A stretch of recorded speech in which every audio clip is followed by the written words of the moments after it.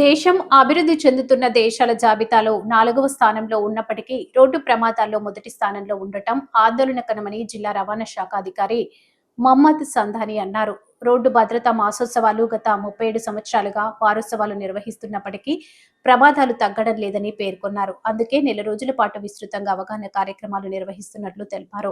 బుధవారం మంజూర్ నగర్లో మైనార్టీ బాలుర రెసిడెన్షియల్ పాఠశాల కళాశాలలో జాతీయ రహదారి భద్రతా మాసోత్సవం 2026 సందర్భంగా విద్యార్థులకు నిర్వహించిన అవగాహన కార్యక్రమంలో ఆయన పాల్గొని మాట్లాడారు.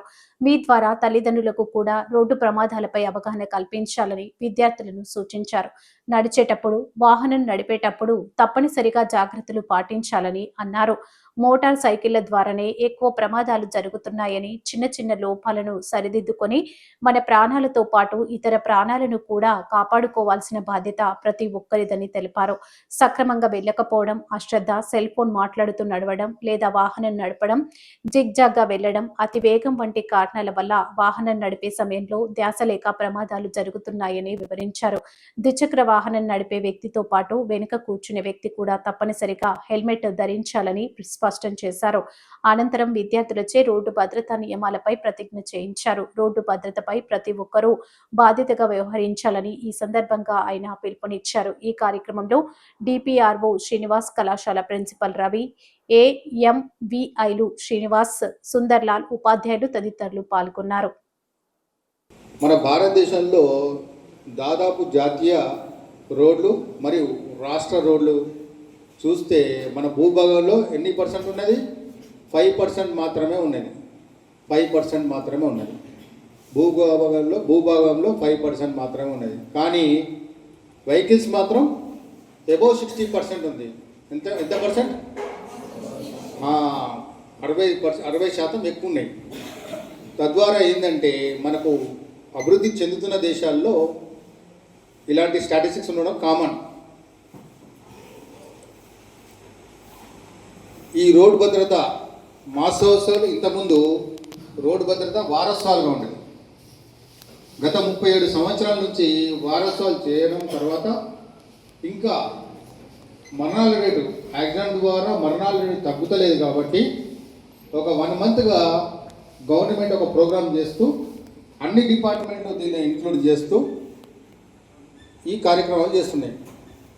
అందులో రవాణా శాఖ ముందుండి ఈ రోడ్ సేఫ్టీ అవేర్నెస్ ప్రోగ్రామ్స్ చేస్తున్నాయి. సరే, దీనికి పిల్లగాళ్ళు ఎందుకు చెప్పాలి? ఎందుకంటే పిల్లగాళ్ళకి ఎందుకు అవేర్నెస్? రోడ్డు మీద నడిచేటోళ్ళు కదా అవేర్నెస్. మేము ఎంత 37 ఇయర్స్ నుంచి అవేర్నెస్ కల్పిస్తుంటే పెద్దవాళ్ళకి అర్థం కావట్లేదు. మీరు మీ ద్వారా మీ ఇంట్లో మీ పెద్దవాళ్ళకి చెప్తే వాళ్ళు అర్థం చేసుకుంటారు. సరే, మన రోడ్డు మీద వెళ్తాం, కామన్ పీపుల్ ఎవరైనా కూడా రోడ్డు మీద యూజ్ చేస్తుంటారు. ఎలాంటి జాగ్రత్తలు పాటించాలి? నడిచే దగ్గర నుంచి మీరు బస్సులో ప్రయాణం చేసే వరకు ఎలాంటి జాగ్రత్తలు పాటించాలి? ముందుగా మన రోడ్డుపై నడుస్తుంటాం, ఎటువైపు నడవాలి? చెప్పండి, ఎటువైపు నడవాలి? అది రోడ్డుపై వెళ్ళేటప్పుడు ఎటువైపు నడవాలి అంటే రైట్ సైడ్ నడవాలి. నడిచేటప్పుడు మాత్రమే రైట్ సైడ్. లెఫ్ట్ సైడ్ నుంచి వచ్చేటప్పుడు ఏమవుతుందంటే, మీరు నడిచేటప్పుడు వెనుక నుంచి వచ్చే వెహికల్ మీకు డాష్ కొట్టి వెళ్ళిపోవచ్చు, యాక్సిడెంట్ చేసి వెళ్ళిపోవచ్చు. అందుకే నడిచేటప్పుడు ఏం చేయాలి? రైట్ సైడ్న అవతలి వైపు ఒక నిటారుగా లైన్ ఉంటుందా? వైట్ కలర్ లైన్ ఉందా? తెలుసా అందరికీ? రైట్ సైడ్ అవతలి వైపు నిటారు లైన్ ఉందా? అటువైపు అవతలి వైపు మాత్రమే నడవాలి, నడిచేటప్పుడు మాత్రమే. ఎందుకు? వెనక నుంచి వచ్చే వెహికల్ లెఫ్ట్ సైడ్లో వెళ్ళిపోతుంది. అపోజిట్గా వచ్చే వెహికల్ ఏదైతే ఉందో దాన్ని చూసి గమనించి మనం తప్పించుకునే ప్రయత్నం చేస్తాం. కాబట్టి నిటారుగున్న లైన్కి అవతలి వైపే మనం నడవాలి.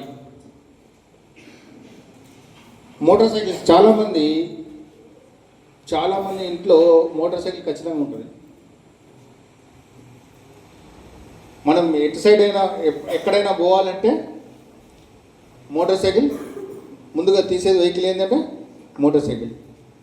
మన భారతదేశంలో మోటార్ సైకిల్ ద్వారా యాక్సిడెంట్ రేట్లు ఎక్కువ ఉన్నాయి. ఎందుకు? కారణాలు ఏంటి? అవేర్నెస్ లేకపోవడం, వాళ్ళకు తెలియకపోవడం. బండి అనే ఒక యంత్రాంగం మనది ఒక ప్లేస్ని ఆడ పెడుతుందంటే, మన ప్లేస్ వెళ్ళడానికి సహకరిస్తుందంటే దానికి లోపాలు కూడా ఉంటాయి. ఆ లోపాలు తెలియకపోవడం, దాన్ని సవరించి మనం మన ప్రాణాలని కాకుండా రోడ్డుపై నడిచే వేరే వ్యక్తుల వాళ్ళ ప్రాణాలు కూడా మన బాధ్యత. కాబట్టి మనం రోడ్డు నియమ నిబంధనలు ఖచ్చితంగా పాటించాలి.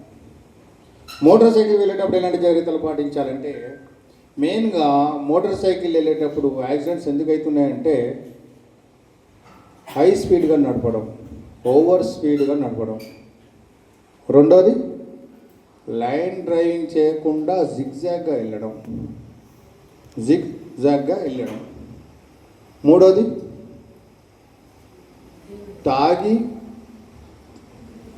డ్రింక్ అండ్ డ్రైవ్, తాగి వాహనం నడపడం. నాలుగోది, నెగ్లిజెంట్ మేనర్గా సెల్ ఫోన్ డ్రైవ్ చేసుకుంటూ నడపడం.